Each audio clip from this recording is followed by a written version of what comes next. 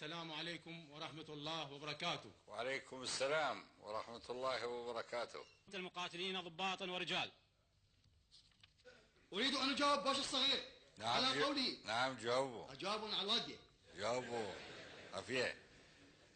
أريد أن أجاوب باشا الصغير على قوله بأنه سوف يعامل الأسرى العراقيين كما تم معاملة أسرى غوانتنامو. خسئ، فهذه هي أخلاقه.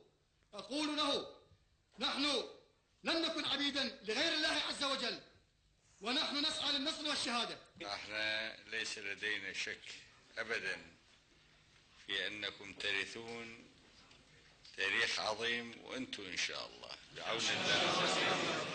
بعون الله تكونون أمناء على هذا التاريخ، تكونون أمناء على مبادئ إيمانكم، والله يحميكم إن شاء الله ويخزي أعداءكم. حياكم الله. سلمونا الكثير.